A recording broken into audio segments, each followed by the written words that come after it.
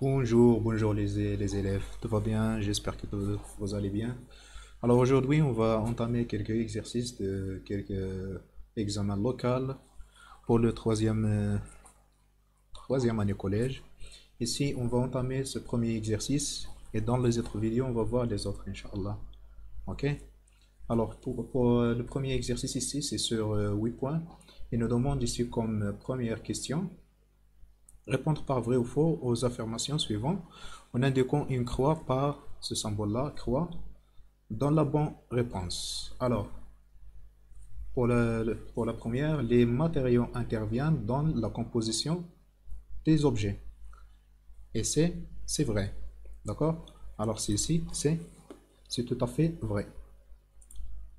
D'accord? Alors, pour les métaux sont des matériaux recyclables. Oui, bien sûr, les métaux peuvent être recyclés. Donc, le fer s'oxyde s'il est en contact de l'air sec pendant une certaine période.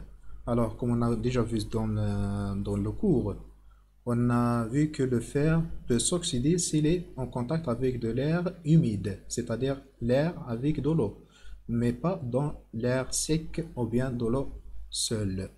D'accord? Alors, on doit avoir le contact de fer avec un air qui est humide, pas sec.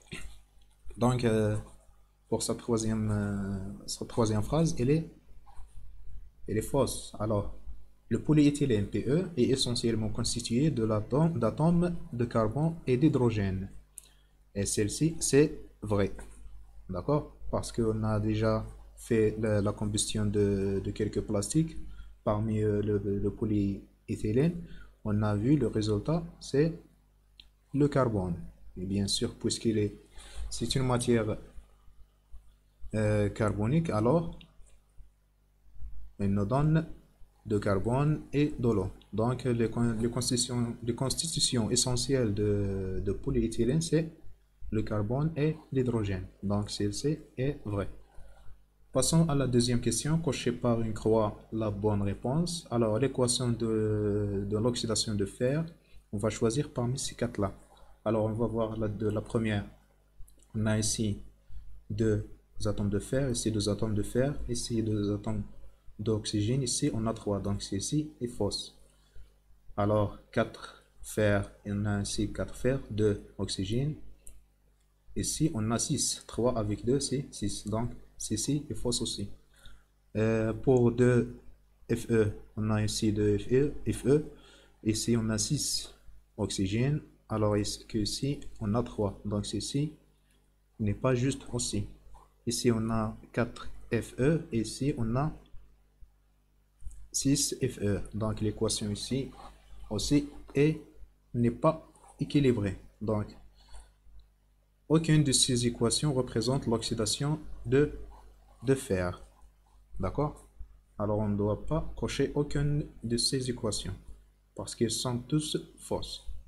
Pour B, le signe XI sur un pictogramme de danger indique que le produit, est-ce qu'il est très toxique ou bien corrosif ou bien irritant? On a déjà vu pas mal de symboles qui signifient les dangers sur des pictogrammes. Alors, pour ce symbole-là, il représente un danger d'irritance. Alors, ce symbole-là indique que ce produit est irritant. Donc, pour C, c'est lorsqu'on dilue une solution acide sans pH, qu'est-ce qu'elle fait? Est-ce qu'elle diminue, ou bien augmente, ou bien reste le même? On a vu dans le cours que les acides ont des pH qui sont inférieurs à 7. Tant qu'on a un inférieur loin de 7 étant vers 1, on dit que l'acide est fort. Alors que si le nombre de pH est proche de 7, on dit que l'acide est faible. Alors pour la dilution, qu'est-ce qu'il fait? La dilution pour les acides, elle la diminue, c'est-à-dire qu'il augmente le pH. Donc pour les acides ici, le pH augmente. On doit cocher cette case-là. D'accord? Alors pour D, la couche de la rouille est quoi? Est-ce qu'elle est imperméable? Est-ce qu'elle protège le fer? Est-ce qu'elle est produite par réaction chimique lente? Alors, on a déjà vu dans le cours aussi que la rouille se forme sur le fer et c'est une couche qui n'est pas imperméable. Alors, qui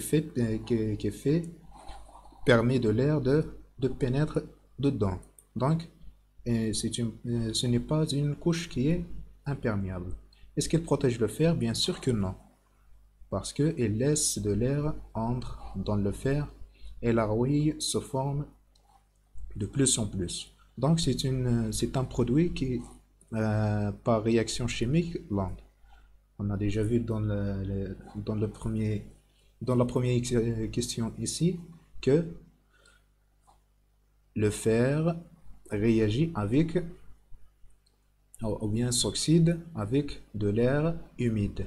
Donc, on va cocher cette case-là.